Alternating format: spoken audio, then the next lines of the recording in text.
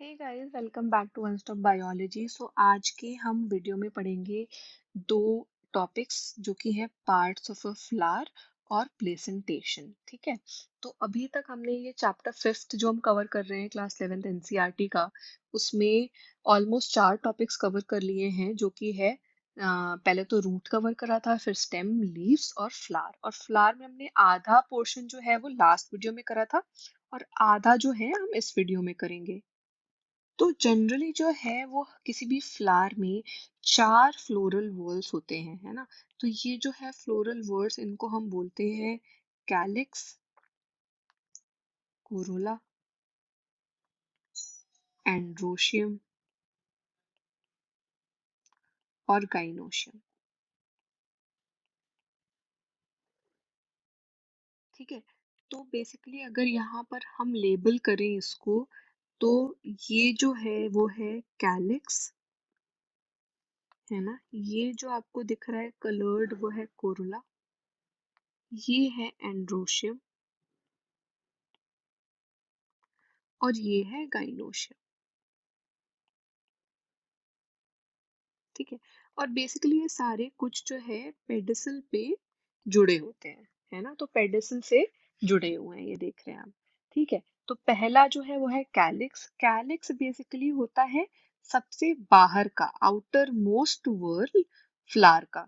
और उसको हम, उसके मेंबर्स को जो है, ये उसको हम सेपल्स बोलते हैं। अब सेपल्स सेपल्स दिखने में कैसे होते हैं? तो सेपल्स ग्रीन होते हैं पहली चीज तो, है ना, लीफ के जैसे होते हैं और प्रोटेक्ट करते हैं फ्लावर को बड स्टेज में। तो अगर आपने जैसे रोज का बड देखा होगा, जब रोज खिला नहीं होता है उसके पहले अगर देखा होगा, तो वो कुछ ऐसा होता है, बंद होता है और ये कवर्ड होता है ग्रीन लीफी स्ट्रक्चर से। यही बेसिकली होते हैं सेपल्स। तो जब फ्लावर बड वाले स्टेज में होता है ना, तो ये प्रोटेक्ट करते हैं उसको। ठीक है, अब कैलिक्स दो तरीके का हो सकता है, या तो उसके जो सेपल्स हैं सारे वो जुड़े हुए हैं तो गेमोसेपलस बोलते हैं, और या तो उसके सेपल्स फ्री हैं, उस केस को बोलते हैं पॉलीसेपलस। ठीक है, अब नेक्स्ट जो है वो है कोरोला। तो कैलिक्स के जैसे कोरोला भी जो होता है उसको हम बोलते हैं, उसके जो मेंबर्स होते हैं उनको बोलते हैं पेटल्स। ठीक है, अब ये जो आप फ्लावर के कलर्ड पार्ट, आप जो फ्लावर का देखते हैं, है ना, जो लीफ जैसा ही होता है बट कलर्ड होता है, तो यूजुअली ये कोरोला होते हैं। अब बेसिकली ये ब्राइट कलर होते हैं, और क्यों इनका कलर ऐसा होता है? सो दैट ये इंसेक्ट्स को अट्रैक्ट कर सके पॉलिनेशन के लिए। ठीक है, अब सिमिलर तरीके से कोरोला भी या तो आपस में जो पेटल्स हैं वो जुड़े हो सकते हैं तो गेमो पेटल्स बोलते हैं, और या तो वो पेटल्स फ्रीली एग्जिस्ट कर सकते हैं फ्लावर में तो पॉली पेटल्स बोलते हैं। ठीक है, अब शेप और कलर जो है वो बहुत वेरी करता है कोरोला का। ठीक है, तो बेसिकली ये अलग अलग शेप्स आपको दिखेंगे, इनके जो सेपल पेटल्स होते हैं उनके, कभी ट्यूबुलर होते हैं, बेल शेप्ड होते हैं, फनल शेप्ड होते हैं, राउंडेड होते हैं, व्हील के शेप के होते हैं, है ना। तो यहाँ पर ये जो आप स्ट्रक्चर देख रहे हैं, ये बेसिकली अलग अलग पेटल्स हैं, है ना, कोरोला में। अब इसका जो अरेंजमेंट होता है, तो पेटल या सेपल का अरेंजमेंट उसके उनके जो दूसरे वर्ल, सेम वर्ल के जो मेंबर्स हैं उनके अकॉर्डिंग कैसे है, उसको हम बोलते हैं एस्टिवेशन। ठीक है, तो सेपल और पेटल का अरेंजमेंट एक फ्लोरल बड में with respect to the other members of the same whorl. ठीक है, इसको बोलते हैं एस्टिवेशन। अभी 4 तरीके का होता है: वेलवेट, ट्विस्टेड, इम्ब्रिकेट और वेक्सिलरी। वेलवेट में क्या होता है कि जो आपके सेपल्स हैं वो, या पेटल्स हैं, वो सिर्फ टच कर रहे हैं ऑलमोस्ट एक दूसरे को और बिल्कुल भी ओवरलैप नहीं कर रहे हैं। ऐसा होता है कैलोट्रोपस के केस में। तो ये होता है वेलवेट अरेंजमेंट। ट्विस्टेड में क्या होता है कि एक मार्जिन जो है दूसरे को ओवरलैप कर रही है। अब ये एक डायरेक्शन में कर रही है तो ये ट्विस्टेड होती है, बट अगर मार्जिन एक दूसरे को ओवरलैप कर रही है लेकिन किसी पर्टिकुलर डायरेक्शन में नहीं कर रही है, तो इम्ब्रिकेट होता है। तो चाइना रोज, लेडीज फिंगर और कॉटन जैसे प्लांट में ट्विस्टेड होता है अरेंजमेंट, और गुलमोहर में जैसे आप देखेंगे तो इम्ब्रिकेट अरेंजमेंट होता है। ठीक है, अब लास्ट जो है वो है वेक्सिलरी। तो वेक्सिलरी में क्या होता है कि एक बड़ा जो है सेपल या पेटल होता है, ठीक है, और ये दो लेटरल सेपल या पेटल को ओवरलैप कर रहा होता है, और ये जो दो हैं, दो सबसे छोटे सेपल और पेटल को ओवरलैप कर रहे होते हैं, है ना। तो ऐसा अगर अरेंजमेंट है फ्लावर का, जो कि पी या बीन्स के केस में होता है, इसको बोलते हैं वेक्सिलरी। इसको हम ये भी बोलते हैं पेपिलिनियस, ठीक है। तो बेसिकली ये हो गए चार तरीके के अरेंजमेंट पेटल्स या सेपल्स के। नेक्स्ट जो है वो है एंड्रोशियम। एंड्रोशियम होता है मेल रिप्रोडक्टिव ऑर्गन, और ये बना होता है दो चीजों का, स्टॉक या फिलामेंट, और दूसरा होता है एंथर, ठीक है। एंथर जो होता है वो यूजुअली बाइलोब्ड होता है, और क्या होता है, हर लोब में दो चेम्बर्स होते हैं या दो पॉलन सैक्स होते हैं। अब पॉलन ग्रेन्स जो है वो बनते हैं पॉलन सैक में, और कभी कभी स्टेमन जो है आपका ये वो स्टेराइल भी होता है ना। तो स्टेमन जो बेसिकली अगर स्टेराइल है किसी एंड किसी इसमें, तो उसको हम बोलते हैं स्टैमिनेट, ठीक है। अब स्टेमन अगर पेटल से अटैच्ड है, तो ये याद रखिएगा, इसके आपको अलग अलग टर्मिनोलॉजी सुनने मिल रही है, और ये कुछ नहीं, ये अरेंजमेंट के अकॉर्डिंग टर्मिनोलॉजीज है ना। तो ये अलग अलग कैरेक्टरिस्टिक फीचर्स हैं ऐसे, जो भी आपका वर्ल्ड है उसके अकॉर्डिंग आपको अलग अलग टर्मिनोलॉजी मिल रही है, वो आपको याद रखनी पड़ेगी। तो स्टेमन अगर पेटल से अटैच्ड है तो बोलते हैं एपीपेटलस, ठीक है, जो कि ब्रिंजल के केस में होता है। अगर स्टेमन पेरियांथ से अटैच्ड है तो हो गया एपीपेट फाइलस, ठीक है, और ये होता है लिली के केस में। अब वैसे ही स्टेमन जो है वो अलग अलग, क्योंकि बहुत सारे स्टेमन होते हैं एक फ्लावर में, तो जितने भी स्टेमन हैं वो फ्रीली अगर एग्जिस्ट करते हैं तो पॉलीएंड्रस बोलते हैं, ठीक है। और कभी कभी स्टेमन यूनाइटेड जुड़े हुए भी मिलते हैं। अब अगर ये एक एक सिंगल बंडल में जुड़े हुए हैं तो मोनोएडेल्फस बोलते हैं इसको, ये होता है चाइना रोज में। अगर ये दो बंडल्स में जुड़े हुए हैं, दो अलग अलग बंडल्स के में है स्टेमन, तो बोलते हैं डाइएडल्फस, और ये पी के केस में होता है। अब बहुत सारे प्लांट्स में दो से ज्यादा बंडल्स भी होते हैं, तो अगर दो से ज्यादा बंडल हैं, मतलब 3 4 10, तो पॉलीएडल्फस होता है, और ये होता है सिट्रस प्लांट्स में, ठीक है।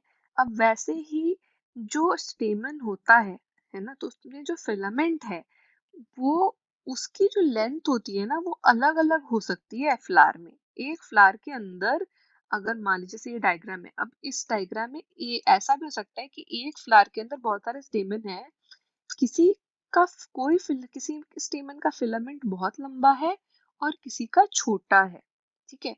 तो मस्टर्ड प्लांट के जैसे केस में ये होता है कि फिलम एक ही फ्लावर के अंदर जो स्टेमन्स है उनका फिलामेंट का लेंथ अलग अलग है, ठीक है। अब लास्ट जो हमें वर्ड पढ़ना है वो है gynoecium. Gynoecium female reproductive part होता है, और ये एक या एक से ज्यादा कार्पल से बना होता है। अब इसमें बेसिकली तीन पार्ट्स होते हैं, स्टिग्मा, स्टाइल और ओवरी।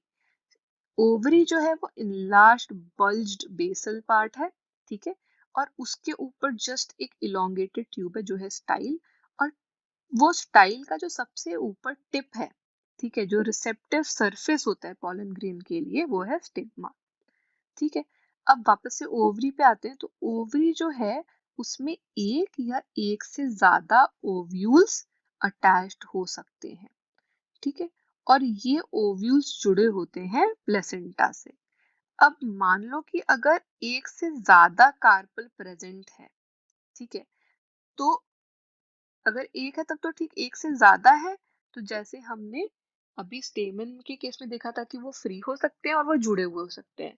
अगर सारे कार्पल्स फ्री हैं तो बोलते हैं एपोकार्पस, ठीक है, और ऐसा होता है लोटस और रोज में एपोकार्पस।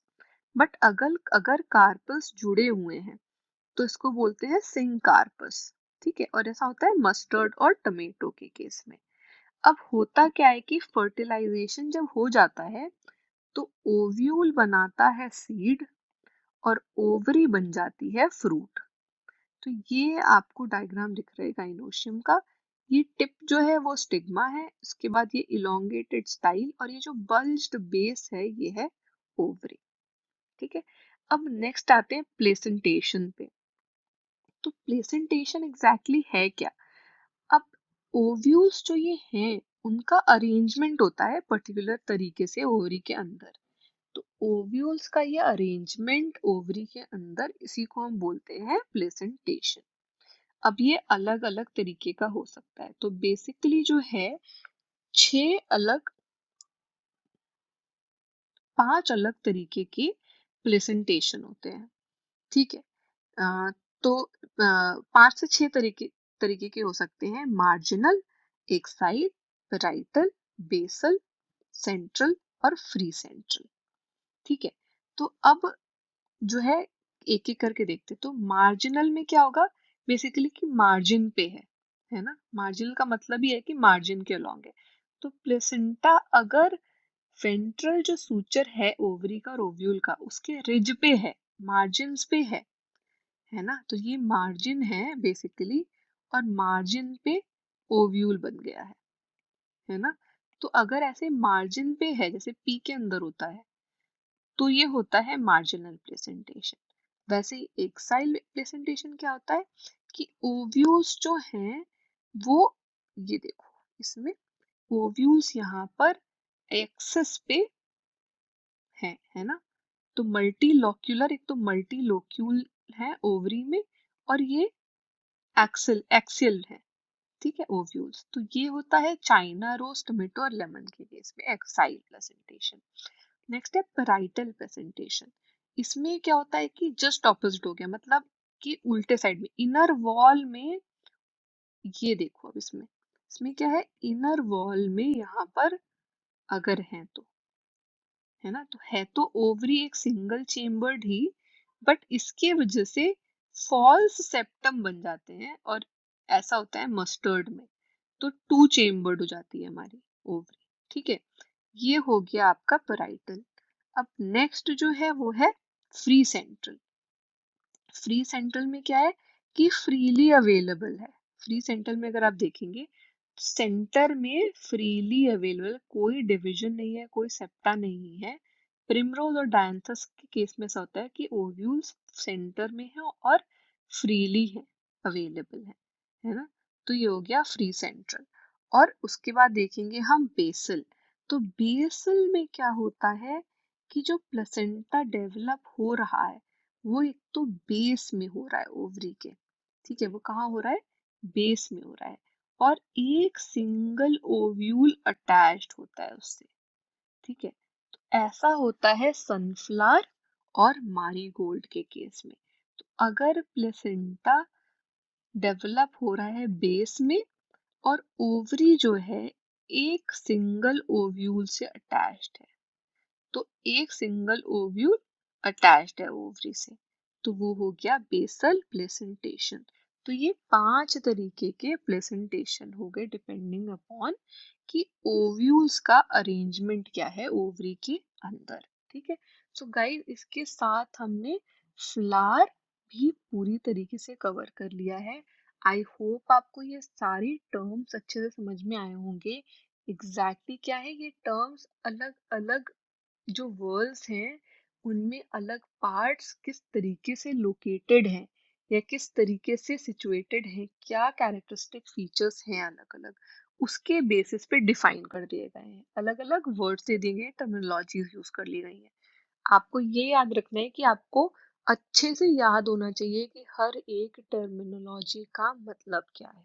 ठीक है, तो आई होप आपको अच्छे से समझ में आया होगा। अगर आपको बहुत अच्छे से समझ में आया है तो लाइक करना नहीं भूलिएगा वीडियो को, और अपने फ्रेंड्स से शेयर भी ज़रूर कीजिएगा। अगर आपको इसमें थोड़ा सा भी कहीं पर डाउट है तो आप मुझे या तो कमेंट करके वीडियो में ही, और या फिर जो व्हाट्सएप नंबर मैंने आपको दिया है डिस्क्रिप्शन में उस पे व्हाट्सएप मैसेज भेजकर भी डाउट्स पूछ सकते हैं। ठीक है, और गाइज अगर आपको इससे रिलेटेड नोट्स चाहिए, डिटेल्ड नोट्स चाहिए एनसीईआरटी के, तो आप मेरी वेबसाइट जो है one stop biology dot com वो विजिट कीजिए।